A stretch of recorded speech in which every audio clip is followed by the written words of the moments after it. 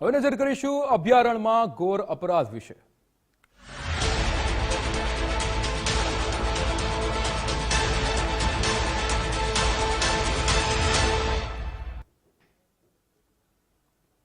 અભયારણ્યની જમીન પર સૌથી મોટા અપરાધનો પર્દાફાશ થયો છે। કચ્છમાં મીઠા માફિયાઓનો સરકારી જમીન પર દબાણનો આરોપ।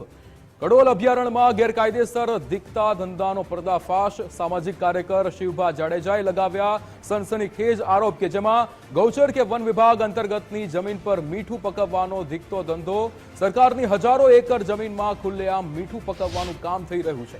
વહીવટી તંત્રની મિલીભગતથી જ આખો કાળો કારોબાર એ કચ્છના કલેક્ટર સહિત ટોચના અધિકારીઓની મિલીભગતનો આરોપ લાગ્યો છે।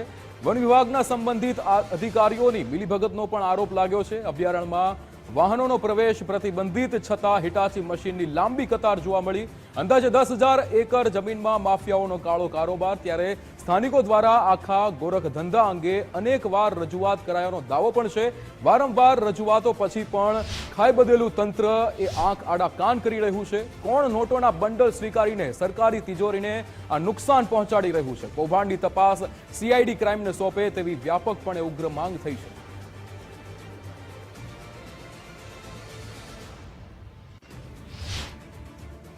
આ લોકો એમને ભગાડી દીધા છે અને આ ભૂમાફિયાના ઠેઠ બાબુ ભીમા એમનો કામ ચાલુ છે। આ નવો પારો છે અને કેને મંજૂરી આપી છે, કેના થ્રુ કરાવે છે?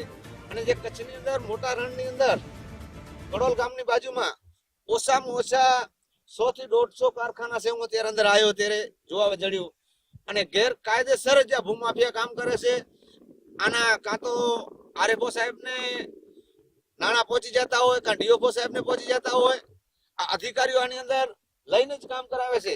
અને રાજસ્થાનથી જે મારવાડી, નામ તો એનો નથી આવડતો, એના કંત્રાટની અંદર બાબુ વિમાનની અંદર કામ થાય રહ્યો। આ નવો પારો હાલની તારીખમાં થાય છે તો આ કરોડોનો સરકારનો જે ખંડિત ચોરી થાય રહી એ સરકારને અમે જાગૃત કરવા માંગીએ છીએ।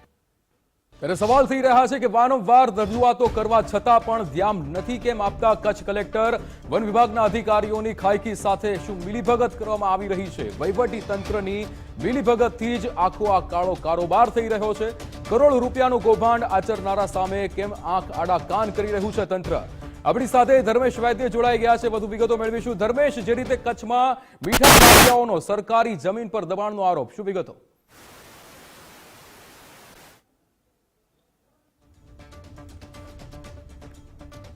તો જે રીતે કચ્છમાં મીઠા માફિયાઓનો સરકારી જમીન પર દબાણનો આરોપ છે, ત્યારે સામાજિક કાર્યકર શિવભા જાડેજાએ પણ સનસનીખેજ આરોપો લગાવ્યા છે। જે રીતે ગૌચર કે વન વિભાગ અંતર્ગતની આ જમીન પર મીઠું પકવવાનો આ દીકતો ધંધો, ત્યારે અનેક સવાલો થઈ રહ્યા છે કે શું આખા મામલામાં કચ્છ કલેક્ટર એ કોઈ જવાબ આપશે ખરા? સરકારની તિજોરીને કરોડોનું નુકસાન કયા બાબુઓના પાપે થઈ રહ્યું છે? શું કચ્છનું વહીવટી તંત્ર જાણી જોઈને જ આ કૌભાંડ ચલાવી રહ્યું છે? ધર્મેશ વૈદ્ય આપણી સાથે જોડાયા છે। ધર્મેશ, જે રીતે મીઠા માફિયાઓનો કચ્છની અંદર સરકારી જમીન પર દબાણનો આરોપ, શું વિગતો?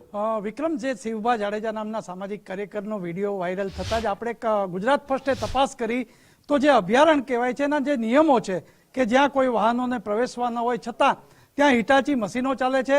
એક તપાસ એ પણ છે કે 1995માં જે કલેક્ટરે જે જમીન આપી હતી મીઠા માટે, એ જમીન ઉપર અત્યારે વ્યક્તિઓ પણ નથી।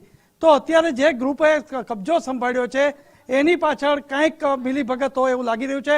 સૌથી મોટી જવાબદારી વન વિભાગની આવે અભયારણ્યને સાચવવાની, અને હજી તો શરૂઆત છે। ફેબ્રુઆરી તો આ દીકતો ધંધો જેને કહી શકાય એ મીઠા ઉદ્યોગ માટે મળશે, અને એવા સંજોગોમાં કચ્છ કલેક્ટર અમિત અરોરા દ્વારા તપાસ થવી જોઈએ। સાચું હોય તો એના ખુલાસા થવા જોઈએ અને જેને કહી શકાય તપાસ થવી જોઈએ, પણ ખોટું હોય તો કાર્યવાહી થાય તેવું લોકો ઈચ્છી રહ્યા છે।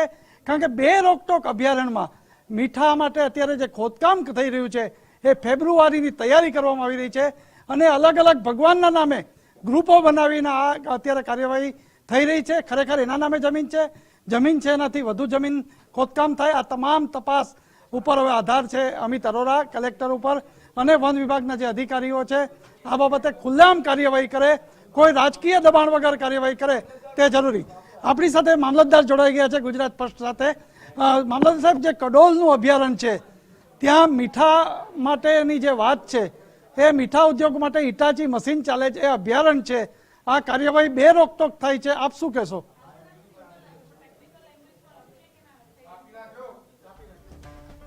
મામલતદાર ગુજરાત ફર્સ્ટ સાથે જોડાયા છતાં ફોનમાં વાત કરવા માટે પોતાનો ફોન કાપી નાખ્યો છે. મહત્વની વાત એ છે કે આ મીઠા ઉદ્યોગ માટે ઉત્તેજન આપવા સરકાર પ્રયત્નો કરે છે, કાયદેસરની જમીન આપે, છતાં અભયારણ્યમાં ખોદકામ કેમ, આની તપાસ થવી ખૂબ જરૂરી છે. અને હવે આખો મદાર, મેં આપને પહેલા પણ કહ્યું કે ગુજરાત ફર્સ્ટે જ્યારે તપાસ કરાવી ત્યારે હિટાચી ટ્રેક્ટરના મશીનો ત્યાં સતત છે અને જેને કહી શકાય કે એની સામે કાર્યવાહી થવી જોઈએ. અને 1995માં ધારો કે જે વ્યક્તિ નામે જે જમીન આપી છે 10 એકર કે એ જમીન એ અત્યારે એ છે કે કેમ?